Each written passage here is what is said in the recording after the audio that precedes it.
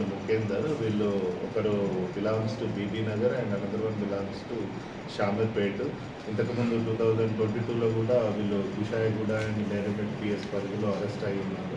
ఈ శ్రావణ్ కూడా ఉప్పల్ పరిధిలోనే ఎక్కువగా బైక్స్ దొంగతనం చేయడం జరిగింది. ఇందులో చూస్తే మనకు ఓన్లీ మన అంబర్పేట్ పిఎస్కి లాస్ట్ మంత్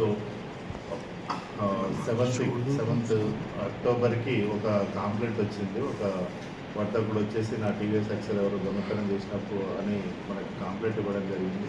అతని పేరు రాజశేఖర్. ఈ రాజశేఖర్ ఇచ్చినటువంటి కాంప్లైంట్ ప్రకారం మనం కేసు రిజిస్టర్ చేసి ఇన్వెస్టిగేషన్ చేస్తే మనకు దాదాపు ఈ దొంగతనం చేసినటువంటి ఈ శ్రావణ్ 19 బైక్స్ దొంగతనం చేసి డిస్పోజ్ చేసిందని తెలిసింది. సో దీనికి సంబంధించి 19 బైక్స్ని కూడా మనం రికవర్ చేసినాము. ఇందులో మనకు సంబంధించింది హైదరాబాద్కి సంబంధించింది అంబర్పేట్లో ఒక కేసు రిజిస్టర్ అయినది, కాచిగూడలో ఒకటి, చక్రనాకలో ఒకటి.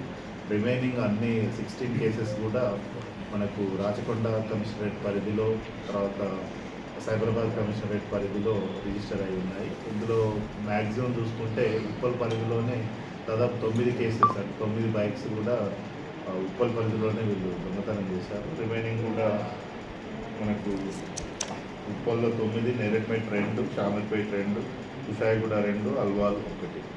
సో ఈ విధంగా వీళ్ళు బైక్స్ దొంగతనం చేసి వీటిని డిస్పోజ్ చేస్తూ ఉన్నారు. సో దీనివల్ల మన వీటిపైన ఆధారపడి జీవనోపాధి పొందేటువంటి వర్తకులు ఎవరైతే ఉన్నారో వాళ్ళకి చాలా ఇబ్బంది కలుగుతూ ఉంది. ఎందుకంటే కొత్త బండి చూసుకున్నట్లయితే around on road price it is around 90,000 to 1 lakh వరకు ఉంది. సో వీళ్ళు సెకండ్ హ్యాండ్లో దీన్ని డిస్పోజ్ చేయడము 35,000, 40,000 కూడా డిస్పోజ్ చేశారు.